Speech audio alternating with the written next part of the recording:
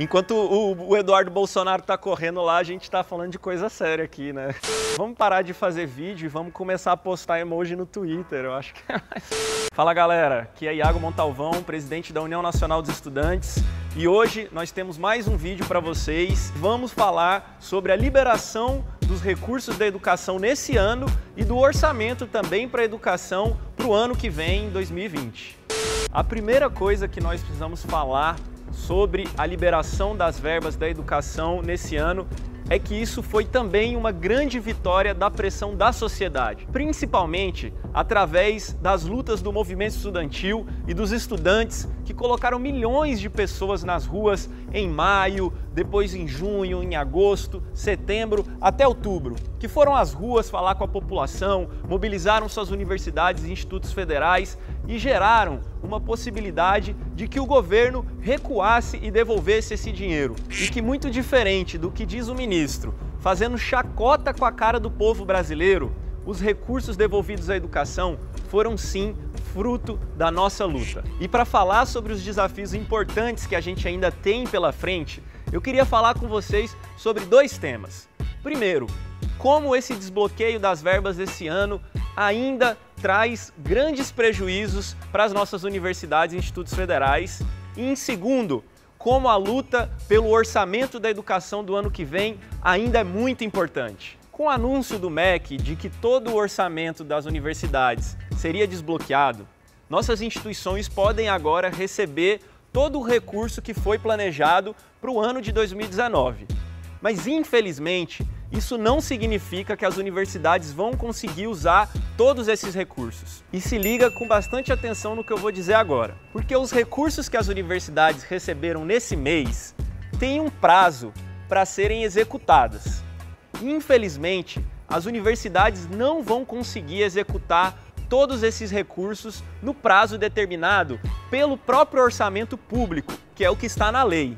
E esse dinheiro terá que ser devolvido aos cofres públicos da União. E o próprio MEC, que gosta de abusar da desinformação para atacar as universidades, vai dizer que isso foi um desperdício e que por causa disso o orçamento da universidade para o ano que vem tem que ser menor. Fora aquilo que eu já disse em um outro vídeo, muitas pesquisas foram perdidas porque as universidades, por falta de dinheiro, não conseguiram comprar os materiais necessários para manter essas pesquisas. Muitos fornecedores não receberam o pagamento e, por isso, as universidades contraíram dívidas. Essas dívidas poderão ser pagas agora, mas as universidades terão que pagar ainda os juros dessas dívidas. Portanto, esse bloqueio de verbas, esse corte que o MEC fez no início do ano, significou criar um custo a mais para a universidade brasileira através desses juros, que é um dinheiro que não vai absolutamente para lugar nenhum, a não ser para a especulação do próprio dinheiro.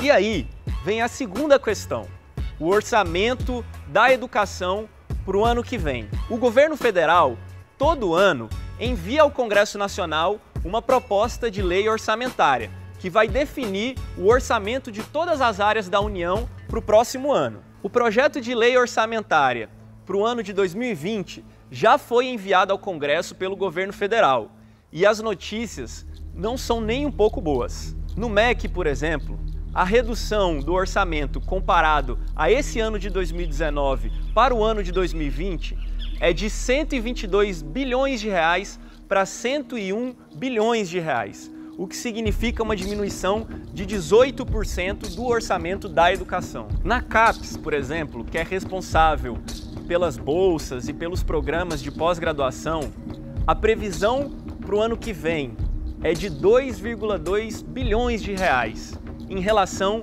a 2019, é uma redução de mais da metade, pois nesse ano haviam 4,25 bilhões de reais destinados à CAPES. E soma-se a isso o problema de que só foi desbloqueado esse ano no orçamento as verbas destinadas ao custeio das universidades, pagamento de serviços como energia, materiais, água. Não há perspectiva para a liberação de recursos para investimento nas universidades. Essa redução orçamentária para a educação pode significar o colapso do financiamento público da educação brasileira especialmente das nossas universidades públicas e institutos federais. E nesse momento, eles vão aparecer com uma solução mágica dizendo que o setor privado vai dar conta de resolver esse problema. Nós não podemos acreditar nesse tipo de solução apresentada por uma fórmula simples. Precisamos defender mais recursos para a educação. O Brasil não pode mais ser uma colônia. Nós precisamos lutar verdadeiramente pela nossa independência e a nossa soberania.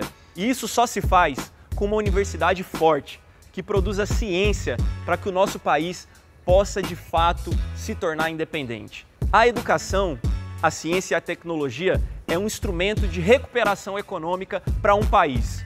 E há diversos exemplos disso na história. A União Nacional dos Estudantes estará mobilizada nas ruas, no Congresso Nacional, em cada universidade do país. E você, estudante, nós estudantes, vamos organizar nossos centros acadêmicos, nossas assembleias, nossos diretórios centrais dos estudantes e nos manter mobilizados, pois a qualquer momento nós seremos chamados novamente a ir às ruas e mobilizar milhões de pessoas novamente nesse país, como tem feito os estudantes no Equador, no Chile, e nós, junto com os povos latino-americanos, reconquistaremos o nosso país soberano, com dignidade para o nosso povo. E a universidade tem um papel fundamental nisso.